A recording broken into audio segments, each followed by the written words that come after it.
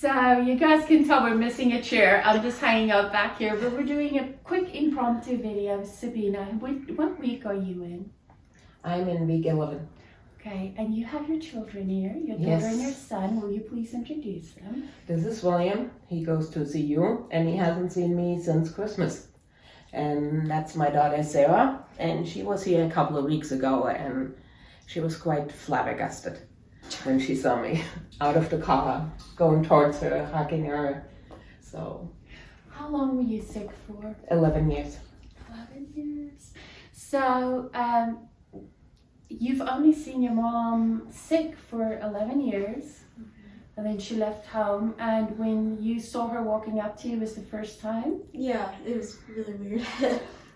Like, I saw her on FaceTime, and she was able to like get up and walk around the house, and she wasn't like grunting in pain, and I was like, that's so weird. It's just so different. Was it different in person though?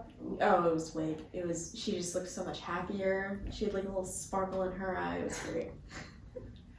How about you? Yeah, this is the first time I've seen her since Christmas, since she came here. I'm happy to be out here for my spring break and see her. Yeah, when we got here, I came down the little alleyway from her apartment, and when I turned the corner, she was just running at us. That was the first time I had seen her running. First time I ran, how long. Period. Yeah, I don't even know how long.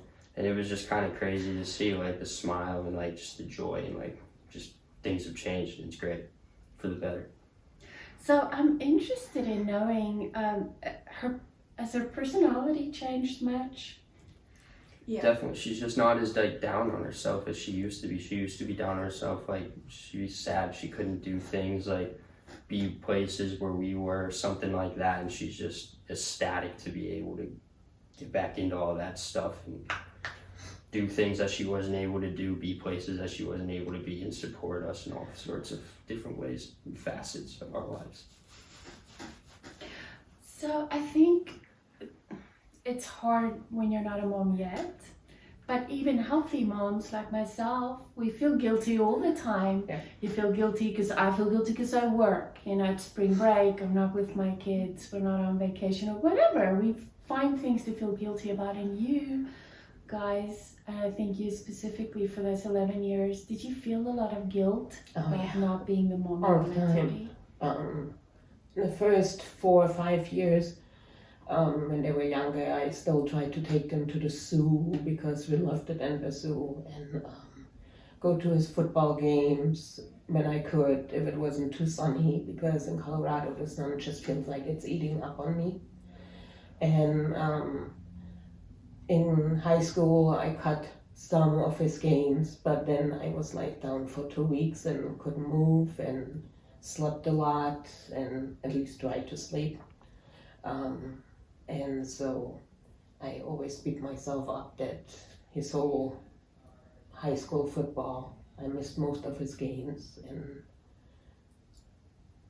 couldn't do things with him. Her soccer games, sometimes I took her to practice and stayed there and watched her practice because I could sit in the car and watch. But her games, I couldn't go to a lot of them because it was either raining or it was really cold, and that really hurt my skin. And so, and it's hard to explain also how you feel when you have CRPS, because it's hard to explain what it feels like. So and I'm looking forward. She's playing tennis in high school now. So once I get home, I'm gonna hit most of the tennis games I can. Catching up. Yeah. But I do want to say, for moms watching this today, I think you guys feel like a burden when you're sick and a burden on your children. But what I always say is your kids would 10 million times rather have you, even if you're sick, than not having you at all. Because I think you start telling yourself, my kids will be better off without me. And that would not have been true, right? Yeah. No, I'd much rather have her here than not. Yeah, I actually had a whole plan for that. Oh, I don't think we've ever talked about that. Have you guys discussed that as a family? I told my husband before they came here for spring break But I was planning that when she's in college in 2 years, I was gonna go. But Sabina, let's say you never came here and you did take your life. The fact that your child was no longer in high school but in college wouldn't have made it any easier for her. So I think everyone understands, but it's important if you're a mother and watching this to know that whatever 5% of you is left, your children are better off with that 5% than with 0%. And look what happened. You kept fighting and you're back. Yeah. So don't give up hope. Don't give up hope, and don't tell yourself that your family is better off without you, because this disease makes you lie to yourself. It does. I'm glad you're here. Yeah, and it's just insane that people say you have a couple more years and then you're gone. Because CRPS itself is just taken over. And then you come here, and I know how I reacted when I saw all the treatments, and I was like, ooh, voodoo. That's a German in you. Yeah, it's like, the wands for lymph and stuff, and I was like, And then I sat in a session with Bryce, and it was Bryce is so passionate about what he does, and he scared the living crap out of me. So I actually did not want to come, and I was like, I'm not going to have him an enema. So, but Bryce is a good person, but he's really passionate, and he showed me the muscles on the photo and everything, and he's like, that's where we wanted to get back to, and all I was going to think of was, that's a male, and I'm a female.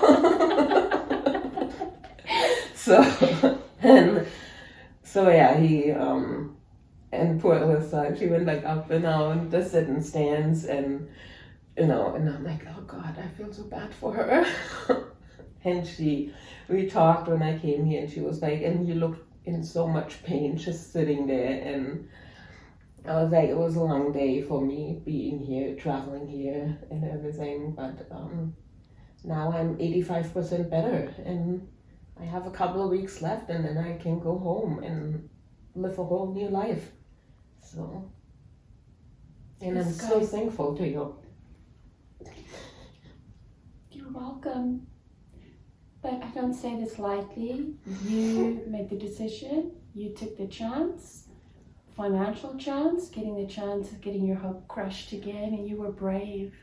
Yeah. And I have 3 spinal cord stimulators, and the first one in my right foot worked great. And then it spread to the left, and so I got one in the left. I had to go to the hospital because it was infected, and it was touch and go. And then I got 2 more, and then really never helped a lot. And week 2 I was here, I turned them off and said I was done with them. And now I just can't wait to get those batteries out. you're going to get the batteries out. Yeah, I have one that really moves to the side and back and forth, and it's all bruised around it, and Kelsey can tell you it looks terrible. And our patients cruise through that surgery, so I don't think we've ever had an issue with the spinal cord stimulator being removed. Yeah, that was it's a big fear of mine that, No. but I know where to go. So We're here. Yep. Thank you for opening your hearts and telling your stories. Thank you. Your next video is going to be when you ring the bell. Yep.